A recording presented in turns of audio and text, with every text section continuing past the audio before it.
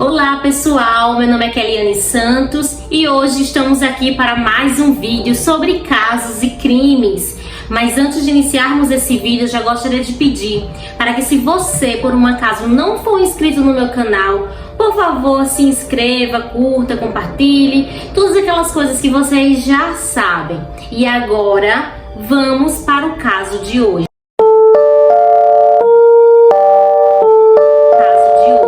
Grace M. Rose Millan nasceu no dia 2 de dezembro de 1996 em Wickford, na Inglaterra. Filha de David e Julian, ela tinha 2 irmãos e era uma menina muito carinhosa com a família, muito responsável. Ela tinha muitos amigos, todo mundo gostava dela, ela era sempre adorável com todo mundo. Em 2018, ela se formou em marketing e publicidade na Universidade de Lincoln. Assim que ela se formou, ela resolveu tirar um período sabático. Para quem não conhece, para quem não sabe o que é esse tempo sabático, é quando algumas pessoas resolvem tirar alguns meses ou até mesmo um ano para poder se conhecer a si próprio, sair por aí, passear ou até mesmo fazer viagens sozinhas, né, para poder ter um momento em paz consigo mesmo. Então algumas pessoas gostam de tirar esse tempo e durante esse período as pessoas geralmente não estudam, né, não trabalham, fica apenas curtindo a sua própria companhia. Então ela resolveu fazer uma viagem e na primeira metade dessa viagem ela resolveu conhecer um pouco mais a América do Sul. E durante essa viagem ela sempre ficava se comunicando com seus familiares, com seus amigos, mandavam mensagem dizendo onde estava, como estava, falando o que tinha comido, para onde tinha ido, tudo que ela fazia. Na verdade, durante essa viagem que ela foi sozinha, ela estava sempre se comunicando com seus familiares e com os seus amigos. Era muito difícil ela ficar muito tempo sem dar notícias para as pessoas. E ela sempre teve muita vontade realmente de viajar e conhecer o mundo todo, desde os 11 anos de idade. Nesse período, ela começou até a vender artes feitas por ela mesma para conseguir dinheiro para realizar o sonho dela de viajar pelo mundo afora. No dia 20 de novembro de 2018, ela chegou na Nova Zelândia. Lá ela pretendia ficar pelo menos umas 2 a 3 semanas, conhecendo tudo que podia por lá. Então, durante esse tempo que ela estava lá, ela aproveitou para conhecer vários lugares, conheceu várias pessoas e o aniversário dela estava muito próximo, porque o aniversário dela era no dia 2 de dezembro, né? No dia 2 de dezembro ela completava ano. E como de costume, os pais dela ligaram para ela, mandaram várias mensagens para poder desejar os parabéns para a filha deles. Ela estava completando 22 anos de idade. Então, sempre que os pais dela entravam em contato, ela imediatamente mandava mensagem de volta, retornando, conversando. Só que dessa vez não foi isso que aconteceu. Os pais dela ligaram várias vezes, mandaram várias mensagens e ela não respondia, ela não falava nada. Então, eles ficaram muito preocupados com tudo isso, porque não era do tipo dela deixar os pais dela tanto tempo sem comunicação dessa forma. Então, eles acabaram ligando para a polícia para tentar fazer com que eles pudessem ir averiguar o que era que realmente estava acontecendo com a filha deles. E os policiais foram bem rápidos, eles agiram de forma bem eficaz e eles conseguiram rastrear o telefone dela. E no momento que eles conseguiram fazer esse rastreio, eles viram que tinha mensagens de uma amiga dela para ela na noite anterior, ou seja, no dia 1 de dezembro. E as mensagens falavam o seguinte, que ela, Grace, tinha contado para essa amiga dela que ia se encontrar com um rapaz, que estava tudo certo para se encontrar com um rapaz naquela noite do dia 1º de dezembro, que ela estava muito animada de conhecer ele. Eles tinham se conhecido através de um aplicativo de celular, isso mesmo. E nesse aplicativo eles conversaram bastante, ela se sentiu bem envolvida na conversa e eles marcaram um encontro para aquela noite. E durante a noite, ela mandou várias mensagens pra amiga. Agora nós estamos indo pra tal lugar. Aí depois ela mandava outra mensagem. Nós estamos indo não sei pra onde. Então, ela mandou, eu acho que umas 3 ou 4 mensagens assim pra amiga dela, dizendo o que estava acontecendo. Só que teve um momento que ela pegou e disse assim: olha, agora eu tô indo lá pra casa dele, depois, amanhã a gente conversa novamente e eu te conto tudo o que aconteceu. Tipo, como aquelas amigas, né, que gostam sempre de saber tudo que tá acontecendo com a outra e tal. Então, com elas não eram diferentes. Então ela disse que no outro dia ia conversar com ela normalmente, mas isso não aconteceu. Então aí deu início a uma investigação. E essa investigação foi feita de uma forma bastante sigilosa. Esses detetives, né, as pessoas que estavam fazendo essa investigação, foram bem eficazes. Eles foram até nas redes sociais dela, observando quem foram as últimas pessoas que conversaram com ela, que mandaram mensagem, né, que tinha alguma coisa que pudesse ligar ao fato dela ter desaparecido naquela noite do dia 1º de dezembro. Então eles chegaram até uma pessoa que estava mais ou menos suspeita, né, de poder ter tido contato com ela naquela noite. Só que esse nome ele ficou oculto durante muito tempo. Ninguém sabia quem era essa pessoa. Essa pessoa não podia aparecer. O nome dessa pessoa ficou em segredo, em sigilo, até 2020. Ou seja, 3 anos atrás. Até 3 anos atrás, o nome dele era uma incógnita. E essa pessoa era nada mais, nada menos do que um homem chamado Jesse Shane Campson. Ele nasceu no dia 28 de dezembro de 1991 na Nova Zelândia. Ele era filho de pais separados, morou durante a sua infância toda com seus avós. Quando terminou os seus estudos, ele foi morar com a mãe dele, só que não deu muito certo e depois de um tempo ele foi morar sozinho. Quando ele foi morar sozinho, ele passou a morar num pensionato que tinha lá na Nova Zelândia. E nessa época, ele mentia muito pro proprietário. Ele falava que era jogador de softball, que estava lá jogando para o time profissional do país dele. Então ele não tinha recebido o dinheiro do pagamento do trabalho dele, ele ainda ia receber esse dinheiro. Ele falava isso para o proprietário lá dos apartamentos do qual ele morava. Então o proprietário achou bem convincente, porque as mentiras dele eram bem convincentes, as pessoas não achavam que ele realmente estava blefando. Só que depois foi passando muito tempo e nada dele receber esse aluguel. Então o proprietário resolveu ir até lá, num clube de softball, perguntando por ele e tal. E o pessoal disse: quem é esse? Eu nunca nem ouvi falar, não sei nem quem é. Então o proprietário expulsou ele do apartamento onde estava morando. E não era só isso não, tinha várias outras mentiras. Ele falava também que era um advogado internacional e tal, uma pessoa muito influente. Então ele tinha várias histórias aí mirabolantes que ele inventava e que era bem convincente, as pessoas realmente acreditavam nele.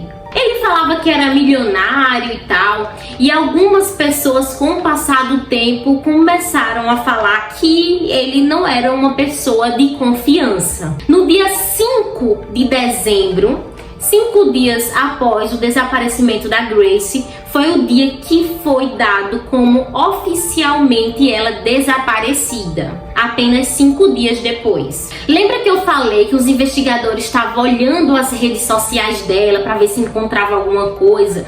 Pois bem, eles encontraram no mesmo dia, né, do dia 1º, uma mensagem do Jesse falando com ela, dizendo que ela era bonita e tal e tal. Então os investigadores foram até ele. Quando foi a última vez que ele tinha visto ela? E ele falou para os investigadores que realmente era ele, que ele tinha se encontrado com ela no dia 1º de dezembro. Só que o último momento em que eles estavam juntos foi até às 22 horas da noite. Eles se despediram, ela foi para casa dela e ele foi sair para se encontrar com outros amigos dele.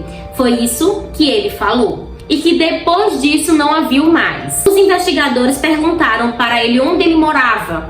e ele acabou dando um endereço falso para eles. Só que depois de um tempo ele ficou meio assim e começou a fazer algumas perguntas para os investigadores, e depois ele disse bem assim: eu tô muito confuso, eu acho que eu dei endereço errado, peraí, o que tá acontecendo mesmo? Ele pegou e ficou perguntando algumas coisas assim, e os investigadores também começaram a investigar a vida dele, o que ele tinha feito nos últimos dias, e eles tinham observado que ele tinha comprado uma mala. E nesse encontro, ele falou para o Jesse: olha, nós vimos que você comprou uma mala. Para que essa mala? Onde essa mala está? E ele falou que estava na casa dele, que se eles quisessem lá observar ou ver a mala, fosse, né? Falou assim com a cara mais lisa do mundo. Então, depois, os investigadores foram até a casa dele e fizeram testes químicos com o luminol. Então, colocou em várias partes lá da casa dele, e eles encontraram sangue próximo da cama. Sangue esse que já tinha sido limpo. Só que com tudo isso, mesmo assim, os investigadores não tinham nada que comprovasse que ele tinha feito alguma coisa com a Grace. Então teve um outro encontro, só que dessa vez o Jesse levou um advogado junto com ele. E ele resolveu falar. Ele disse que realmente no primeiro dia ele estava muito nervoso, mas que agora ele ia falar tudo que ele sabia com relação a Grace. E a versão dele foi a seguinte: que realmente ele estava bem confuso, mas que ele não tinha ficado com ela apenas até as 22 horas. Então ele começou a falar o que realmente tinha acontecido. Eles tinham se encontrado naquela noite e eles foram jantar num determinado restaurante, comeram lá, beberam. Depois saíram desse restaurante e foram para outro. Chegando lá, eles também pediram outras bebidas, conversaram com o garçom, conversaram com algumas pessoas que estavam lá no local. Depois foram para outro e para outro. Ou seja, eles acabaram fazendo tour por vários bares que tinha mais ou menos ali perto do local onde eles estavam. Então eles não ficaram só em um lugar, eles saíram por vários outros lugares e foi conhecendo pessoas, andando, e beberam muito. Eles tinham bebido bastante, porque cada lugar que eles chegavam, eles pediam bebidas diferentes. Então foi uma mistura de bebidas também. Depois eles resolveram ir até o quarto dele. Ele estava morando em um hotel e depois de já ter andado bastante, resolveram ir até o quarto dele e ela subiu com ele. Chegando lá no quarto, eles começaram a namorar e ele falou que eles dois tinham um tipo de fetiche, como vamos dizer aquele filme Os 50 Tons de Cinzas. Então ele disse que ela propôs que ele pudesse fazer tipo como se tivesse asfixiando ela, né? Pegando ela pelo pescoço. Ele falou que a ideia não era dele, que a ideia era dela mesma e que ela queria aquilo porque ela gostava que fosse algo com um pouco mais de violência. Foi isso que ele falou. Então, né, eles fizeram o ato lá e depois ele foi para o banheiro tomar banho. Então ele entrou no banheiro, foi tomar banho, ficou um tempo lá e teve um momento que ele disse que chegou até cochilar no chuveiro. Então ele ficou um tempo lá. Depois que ele saiu do banheiro, ele veio para a cama e dormiu. Quando ele voltou para a cama, ele não a viu mais. Então ele pensou: ela foi para casa, ela não tá mais aqui. Então ele dormiu. Quando foi no outro dia, pela manhã, que ele acordou, que ele se levanta, ele observa que o corpo dela está jogado do lado da cama.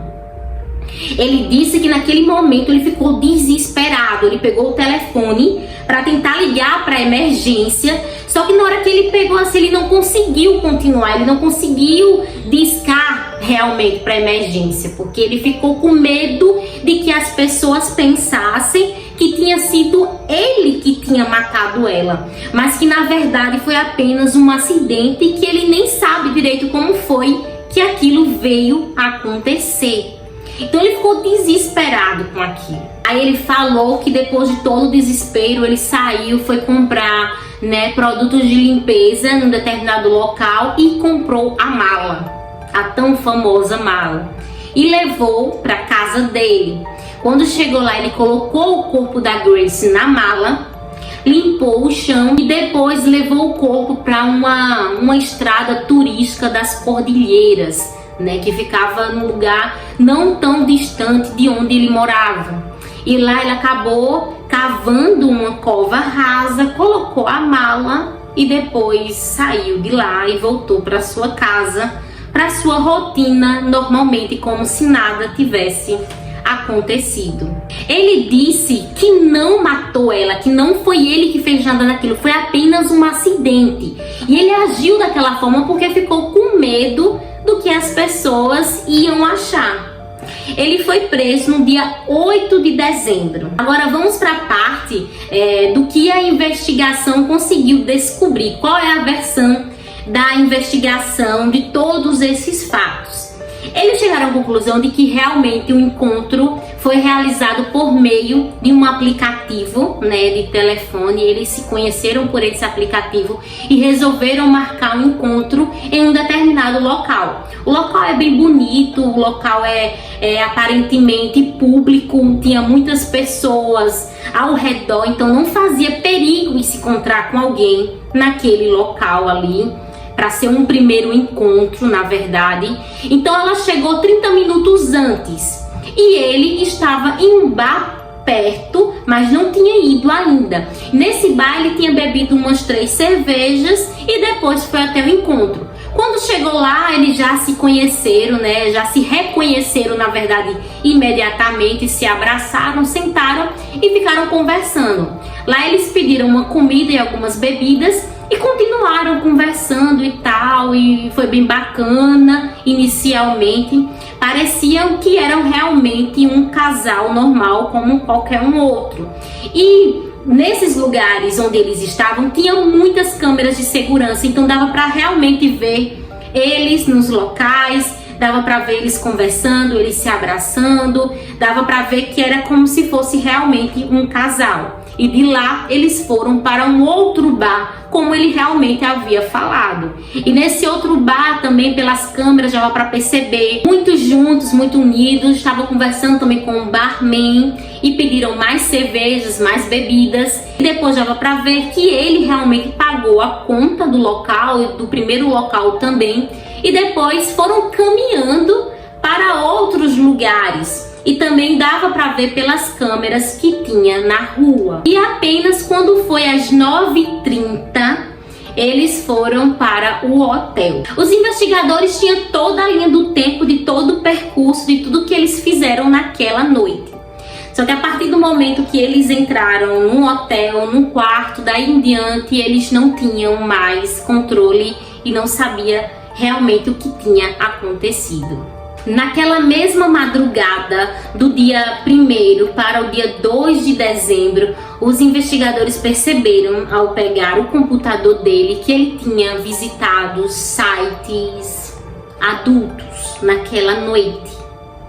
E que depois que ele visitou esses sites, ele fotografou o corpo da Grace. No dia 2, na parte da tarde, ele se encontrou com uma outra mulher que também conheceu pelo um aplicativo de celular. Só que com essa mulher ele já estava conversando com ela há muito tempo.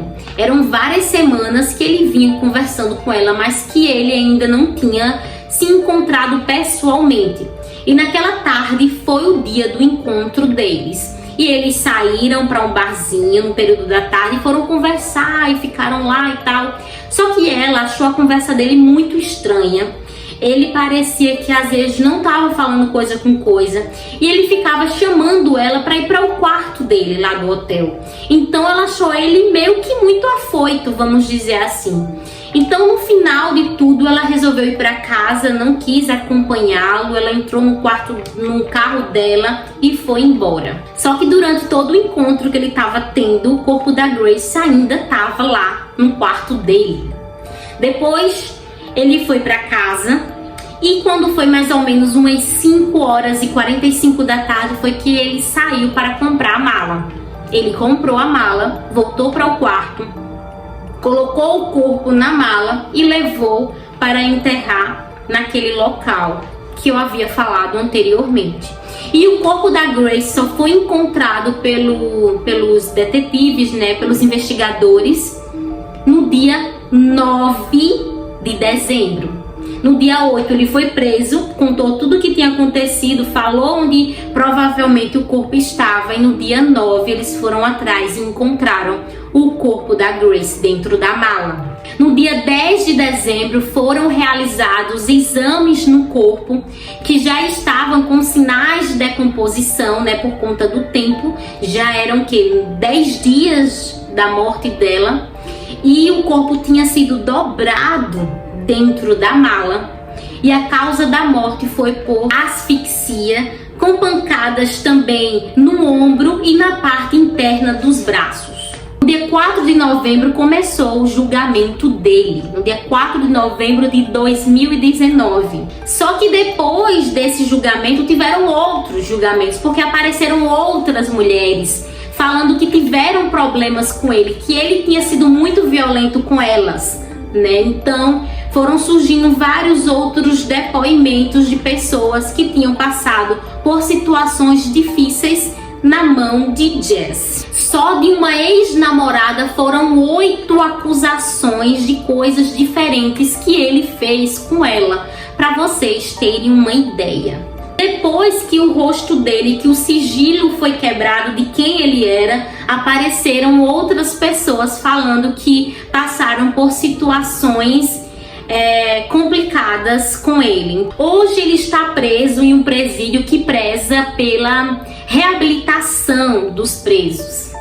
E ele pegou prisão perpétua, sem possibilidade de liberdade condicional, até 17 anos. Depois de 17 anos ele pode pedir, né, essa liberdade. Ele já fez várias apelações de lá pra cá, mas até agora nenhuma de suas apelações foram aceitas. Bom, pessoal, esse é o caso de hoje. Eu espero que vocês tenham gostado. É um caso muito difícil assim de falar, porque hoje em dia a gente sabe que muitas pessoas utilizam desses sites, desses aplicativos de relacionamentos para poder se encontrar com pessoas. A pessoa tem que estar muito atento e atenta a tudo que está ao nosso redor, porque não é fácil, a gente não pode confiar em todo mundo. Então tenham muito cuidado com o que vocês falam, com quem vocês saem, para onde vocês vão. Tem que ir para lugar aberto, público, que tenha várias pessoas. Se possível, vai acompanhada de amigos e etc e tal. Esse foi um caso, né, que terminou de uma forma muito difícil, mas inicialmente, quando eles foram se encontrar, foi num lugar público, onde tinha muita gente. Era um restaurante muito bom, um lugar bem tranquilo. Só que depois, no decorrer da noite, acabou acontecendo e indo para o caminho que foi. Então tenham muito cuidado com isso, é muito sério, é muito difícil. Então mande e compartilhe esse vídeo com pessoas que vocês sabem que curtem, que gostam de usar esses tipos de aplicativo, mas que tenham muito cuidado, gente. Obrigada por você ter chegado até aqui. Até uma próxima aí. Tchau, tchau.